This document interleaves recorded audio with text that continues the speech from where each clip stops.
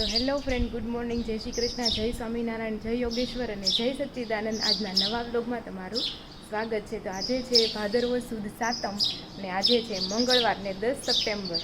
અને જો ચકલી કેટલી ચીચી કલબલાટ કર્યો છે.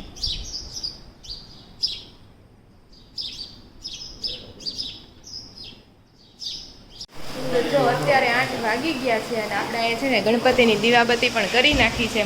આરતી થઈ ગઈ છે આજે. અને કાલ આપણે છે ને ગણપતિનું વિસર્જન પણ કરી નાખવાના છીએ. અને બહારની વાત કરું તો બહાર ખૂબ જ વરસાદ આવે છે.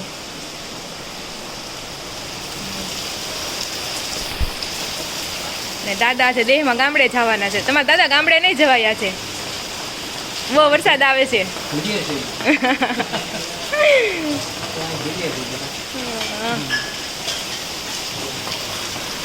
તો ચાલો જમવા માટે બેસી જાવી.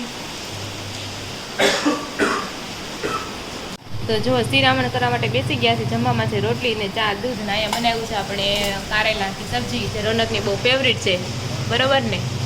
અને બીજોરાનું તો એવું છું કે બીજોરા કંઈ સારા નીકળ્યા નહીં, સુકાઈ ગયેલા નીકળ્યા. કા પછી પાણીમાં લીંબુ નાખીને પી લીધું. કેમ બહુ ઉતાવળ છે જવાની વરસાદમાં?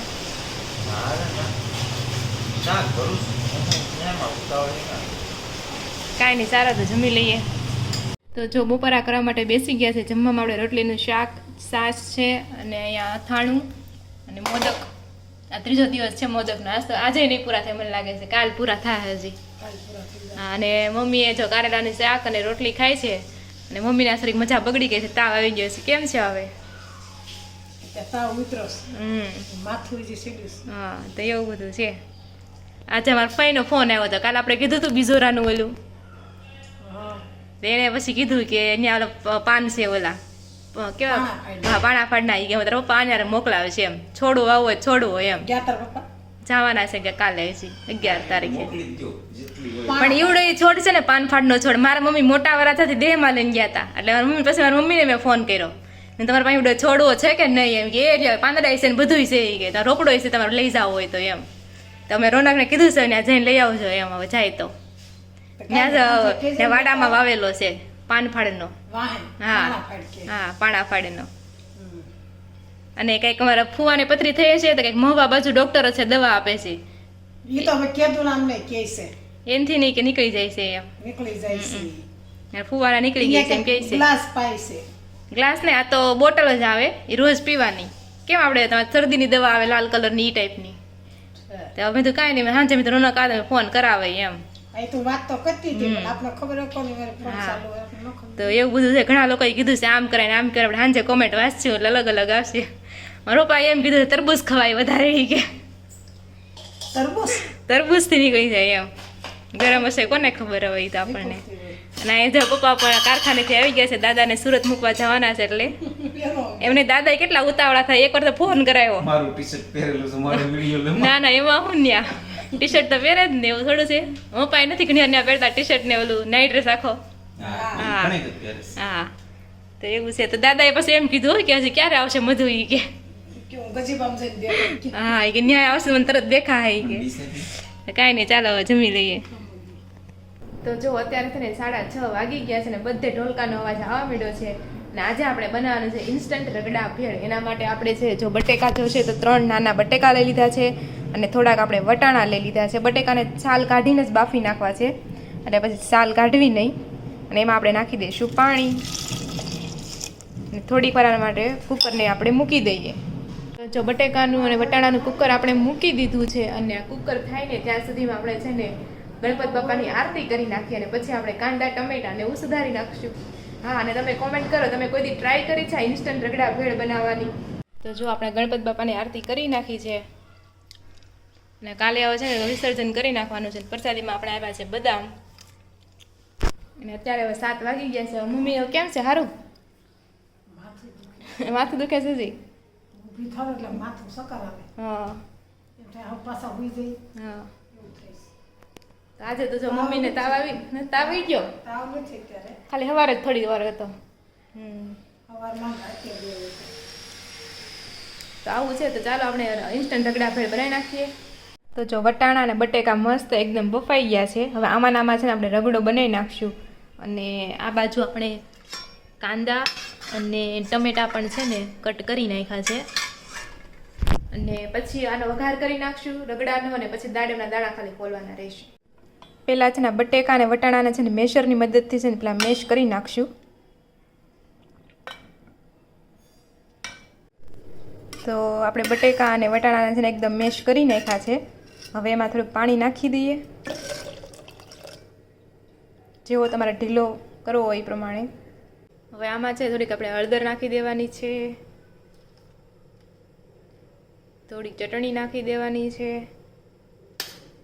અને સ્વાદ પ્રમાણે મીઠું.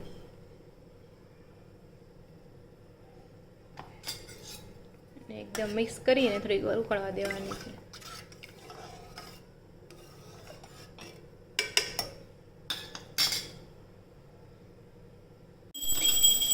તો જો આપણો રગડો છે ને એકદમ રેડી થઈ ગયો છે. હવે એમાં છે ને ગાર્નિશિંગ માટે ધાણા નાખી દેવું.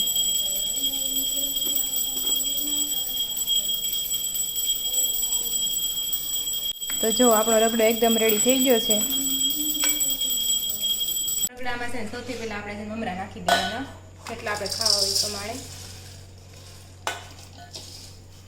પછી એમાં આપણે નાખી દઈશું થોડાક ટમેટા, પછી એમાં નાખી દેવું કાંદા,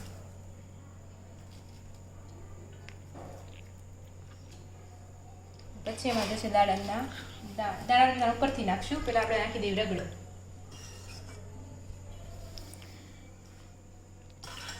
રગડો તમારે જેવું ઢીલું કઠણ રાખો એ પ્રમાણે તમે નાખી શકો છો. હવે આને આપણે કરી દેવાનું છે મિક્સ. અને આમાં તમે છે ને આંબલીની ચટણી પણ નાખી શકો, પણ હું આંબલી નથી ખાતી એટલે હું આંબલી નહીં નાખું. આંબલીની જગ્યાએ તમે ગળની પણ નાખી શકો. ગળ ખજૂરની ચટણી બહુ મસ્ત લાગે. એક દી આપણે કોલેજન ભેળ બનાવશું. હા, એક દી આપણે કોલેજન ભેળની રેસીપી આવશે રોનક મિસ્ટર રોનક. અલા મને હા વાંધો નહીં. હા, એટલે હું કટિંગ કરીને આપી તમને વારી. અને હવે એમાં જશે આપણે દાડમના દાણા અને થોડીક સેવ. સરસ. તો જો આપણે મસ્ત રગડા પેટીસ વાળી ભેળ રેડી છે. પેટીસ ની રગડા વાળી. હા સોરી, રગડા પેટીસ તો બનાવી નથી. પેટીસને ભૂકો કરી જ નાખ્યો છે, કારણ કે બટેકું નાખ્યું હોય ડાયરેક્ટ એનું મસ્ત બને. એમ નહીં, વિડીયો ઉતારતા હોય કદાચ હાલો કંઈક મીઠું ઘટતું હોય, કંઈક સ્વાદ ન હોય તો શું તો એમ જ કહો આ મસ્ત બની મસ્ત બની. એ વાત છે, પણ તો આપણે પછી બસ આમાં કાંઈ ઘટતું નથી. તો મેં પેલા રગડો ચાખ્યો થોડું તીખો નાખો તો મમરાને બધું આવ્યું ને એટલે બધું બેલેન્સ થઈ ગયું છે. સરસ બની ગયું. સરસ લ્યો. કાંઈ નહીં, ચાલો હવે અમે બનાવી નાખીએ. અમે તપેલી તો ખાલી પીડી છે. બનાવી નાખો. ના તમે નહીં બનાવી ગયો? ના, તમારે જે પ્રમાણે જેટલું નાખવું એટલું પ્રમાણે બનાવી લેવાનું. અરે હું કહેતો જાઉં ને આટલું આટલું નાખો એમ. ખાવાનું કાંઈ નહીં. હું ખાવાનું હંમેશા આપણે જોતું હોય ને હાથે જ લેવાનું એમ. બની શકે ને તો એવું હોય. ઓકે, ચાલો જમી લઈએ. તો જો ભગવદ્ ગીતાના આપણે શ્લોક નંબર આવ્યા છે 24. તો અત્યાર સુધી આપણે શું હતું કે અર્જુને કૃષ્ણ ભગવાનને કીધું કે મારો રથ છે ને તે સેનાની મધ્યમાં લઈ જાઓ, મારે બધાનું નિરીક્ષણ કરવું છે કે જેની સાથે હું યુદ્ધ લડવાનું છે. અને આખું આ મહાભારત છે એ સંજય છે ધૃતરાષ્ટ્રને સંભળાવે છે, કારણ કે સંજયને હતી દૂરદ્રષ્ટિ, એ ગમે એ જોઈએ હતા એના માટે. તો પછીનો શ્લોક છે ને સંજય બોલે છે, એવ મુક્ત હૃષિકેશો ગુડાકેશન ભારત સૈન્યો ઉભ્યો મધ્યે સ્થાપત્યાશ્વરથોત્તમ. તો સંજય બોલ્યા, હે ભરતવંશી, અર્જુન દ્વારા આ પ્રમાણે સંબોધિત થયેલા ભગવાન કૃષ્ણે બંને પક્ષના સૈન્યોના મધ્ય ભાગમાં જે તે ઉત્તમ રથને ઊભો રાખ્યો. અહીં છે ને અર્જુનના રથને છે ને ઉત્તમ રથ ગણવામાં આવ્યો છે. અને ભગવાન કૃષ્ણ અર્જુનના કહ્યા પ્રમાણે રથને છે ને મધ્યમાં લઈ ગયા છે. અને આ શ્લોકમાં છે ને અર્જુનને ગુડાકેશન તરીકે ઓળખવામાં આવ્યું છે. ગુડાક એટલે નિંદ્રા અથવા તો અજ્ઞાન પણ કહી શકીએ, અને એના ઉપર વિજય મેળવનાર એટલે ગુડાકેશન કહેવામાં આવે છે. તો અહીં અર્જુને છે નિંદ્રા અને અજ્ઞાન બંને ઉપર છે ને વિજય મેળવ્યો છે, કારણ કે એની સાથે છે ભગવાન કૃષ્ણ. અને અર્જુન છે ને કૃષ્ણ ભગવાનનો પરમ ભક્ત હતો. અને અર્જુન છે ને બધા પોતાના વિચારોમાં ભલે ગમે કામ કરતા હોય એમ, પણ વિચારમાં તો ભગવાન કૃષ્ણનું હંમેશા રટણ હોય જ છે. તો આને એક પ્રકારની આપણે છે ને એને કૃષ્ણ ભાવનાવૃત અથવા સમાધિ એક પ્રકારની કહી શકાય કે આપણે ગમે કામ કરતા હોય પણ મનમાં ભગવાનનું રટણ તો હાલતું જ હોય. એટલે અહીંયા છે ને અર્જુનને કૃષ્ણનો પરમ ભક્ત તરીકે પણ ઓળખવામાં આવ્યો છે. તો આ છે આજનો શ્લોક. તો હવે આપણે થોડી કોમેન્ટ લઈ લેવી કે મમ્મીનું ભજન તો આજ તો નહીં આવે, કારણ કે મમ્મીને થોડોક તાવ આવી ગયો છે, માથું દુખે છે. તો ચાલો હવે થોડી કોમેન્ટ લઈ લેવી. કોમેન્ટ આજે છે ને વધારે રોનક વિશે જ હશે. બધા પથરીના ઉપાયો, ઘરગથ્થુ ઉપાય બધા સજેસ્ટ કર્યા છે, કયા કયા છે એમ. કાંઈ ને જોઈએ કોણ હું કહીશ. તમારો કોઈ ક્વેશ્ચન હોય તો તમે પૂછે કે આપણે સબસ્ક્રાઇબર ઘણા બધા છે, એને પોતાનું રિવ્યુ આપશે, સજેશન આપશે. એમ નહીં, એવો કઈ રોગ નથી એટલે એવું ન કે આમ અઢળક સવાલ થાય. એવું નહીં તો એમ કેમ તમે પૂછ્યું, તમે પથરીનું તો કેટલા બધા લોકો સજેસ્ટ કર્યું કે આ ખાઓ પેલું ખાઓ એમ હોય ને બીજું શું હોય. એમાં છે ને મેં મોસ્ટ ઓફ એવા બધું ઉપાય કરી જ નાખેલા છે, પણ એકાત્રા ક્યારેક મને ક્યારેક એવું નથી. તો એકાત્રા ને એવું કઈ ન હોય. મેં આગળ ઘણા ઉપાય કરેલા. મને એક આપણે રામવાટિકામાં એક ડોક્ટર છે ને, એણે મને કીધું હતું તમે ખાવા પીવા એવું કોઈ ઓલું ન હોય, કેમ કે જનરલી અત્યારે કેવું હોય કે શરીરની તાસીર કહે ને એ પ્રમાણે કે ઘણાના શરીરમાં શું હોય ખબર કે નવો નવો સાર બન્યા જ કરતો હોય, એટલે એ કે બન્યા જ કરે એમ. પછી કદાચ નીકળ્યા કરે ને એમ. બાકી મારા પથરી નહીં તો 5-6 વાર તો નીકળી ગયેલી હોતો ને છે, તો એટલી ને એટલી કેમ રહે એમ સવાલ થાય ને. પણ એણે કીધું જ તું કે તમે એવું કંઈ નહીં કે આ ખાવ તો એનાથી પથરી વધારે બને, ન કે એ વસ્તુ તો આખું ગામ ખાતું તો કેમ આખા ગામને નહીં તમને જ થાય. પણ તમારા શરીરની તાસીરી પ્રમાણે હોય ને એટલે તમારે નવી નવી પથરી કે બન્યા જ કરે. કદાચ નીકળી જાય તો પછી નવી બને, નીકળી જાય તો નવી બને. એનું કાંઈ સોલ્યુશન જ ન આવે, પણ ખાલી પાણીનું તમારે કન્ટિન્યુઅસ રાખવું પડે એમ. કાંઈ નહીં, આપણે કોમેન્ટ લઈ લેવી. હા, તો આપણે કોમેન્ટ લઈ તો સૌથી પહેલી કોમેન્ટ અને સૌથી પહેલી લાઈક આપી છે ફતેહમાં લક્ષ્મી ધારની કોમેન્ટ આવી છે. થેન્ક યુ ફતેહમાં લક્ષ્મી ધાર. અને જો આવી રીતના તમે બધા સપોર્ટ કરતા રહેજો. પછી ગંગાબેન ફૂટ કે છે રાધિકાબેન અમારે અહીંયા દાબેલીના પાવ મળે છે, ભાજી પાવ. બરોબર છે, ઘણી મોટે ભાગે દાબેલીના જ મળે છે. આ તો સુરતમાં એકમાં જ પટ્ટી નાના ભાવનો. સુરતમાં નહીં, પછી ઘણા લોકો કોમેન્ટ આવી ગઈ અરે એમ નહીં, મળતા હોય બ્લડ હવે કદાચ હાલો દયામાં મળતો હોય તો દયામાં બધી જગ્યાએ પટ્ટી પાવ ન હોય, અમુક જગ્યાએ પટ્ટી હોય, અમુક જગ્યાએ દાબેલી હોય. પણ સુરતમાં તમે આખા સુરતમાં ગમે ત્યાં જાઓ તમને પટ્ટી પાવ જ પાવભાજીમાં આવશે એમ. પછી વિશેષ માહિતી કે છે જય સ્વામિનારાયણ, ખૂબ સરસ, થેન્ક યુ. દક્ષાબેન અલગિયાની કોમેન્ટ છે બીજોરાનું અથાણું બહુ મસ્ત થાય છે. સાચી વાત છે, ઓલા બીજોરા અથાણું બનાવવું પડશે, આખું વરસ ખાય ને એટલે નવી નવી પતરી આવે જ નહીં. આવડે જ બનાવતા એને એમાં હું ઓનલાઈનમાં શીખી લેવાનું. આ લીંબુ લીધું ખાને એ કેટલું ખાટું હોય. આ કયું? સંજયથી રોજ એક લીંબુ ખાતા. લીંબુનું અથાણું. હું બીજા અથાણું કઉ છું બનાવ. એ જો અથાણું નથી, એમાં જો ગોળો તેલ કાંઈ નથી, નકરા કોરા લીંબુ પલાળેલા છે જાતર મેંગીને મોકલેલી. ઓકે, કાંઈ ને આપણે એ ટ્રાય કરીશું હવે, જોઈએ. પછી ફતેહમાં લક્ષ્મી ધારની કોમેન્ટ આવી છે માસીએ બહુ સરસ ગાંઠિયા બનાવ્યા છે. હે માસી? ઓ માસી, સરસ છે. માસીને માસી એકલા નથી બનાવ્યા, માસા આવ્યો તો બનાવ્યા છે. પછી એ તો કાંઈ નહીં, પણ આજે માસીની તબિયત થોડીક લૂઝ થઈ ગઈ છે, જન લંઘાઈ બેસી ગયા છે. એ તેમ જ થાય, મજા ન હોય તો. મારે એમ થાય હમણાં 2 દિવસથી મને થોડોક આમ દુખાવો છે, એટલે મને ક્યારેક ક્યાંક મજા ન આવે. અરુણાબેન મુંગાલા કહે છે ગુડ મોર્નિંગ, જય સ્વામિનારાયણ. પછી જેવિયા સોનલ કહે છે પાણા ફાટના પાન કહેવાય, આપણે ગામડે થાય છે ત્યાંથી મંગાવી લેજો. પાણા ફાટના પાન તો મળી જાય છે, પણ હવે ખાવાવાળા લાવે ત્યારે ખબર. પછી રિદ્ધિ તળાવે કહે છે જય શ્રી કૃષ્ણ રાધિકાબેન, બીજોરું બહુ ખાટું હોય, એમાં વિટામિન સી વધારે હોય એટલે પથરી માટે બેસ્ટ છે. અને લીંબુ પાણી પણ સારું પથરી માટે, તુલસી પાન પણ સારા, અને પાણી વધારે પીવાનું કેમ કે પથરી નાની છે એટલે સારું થઈ જશે. પથરી નાની છે એમ નાની જ છે એટલે. પછી એમ તો છે ને રોજ તુલસીનું પાન હોય ને રોજ એક તો અહીંથી ઉતરતું જાય ને એક પાંદડી તોડીને ખાતું જવાય, રોજ એમ કરાય, એક એક પાંદડા કઈ ન નડે. બધા ઉપાય કરવાના છે આપણે પાછા ફરીથી વન્સ અગેન. પછી ફતેહમાં લક્ષ્મી ધારની કોમેન્ટ આવી છે પથ્થર ચઢાના પાન કહેવાય રોનકભાઈ, થોડા ખાટા લાગે પણ એનાથી સારો ફાયદો થશે. મને પણ પથરીની તકલીફ થાય છે, ઓપરેશન કરાવવું પડ્યું મારે તો.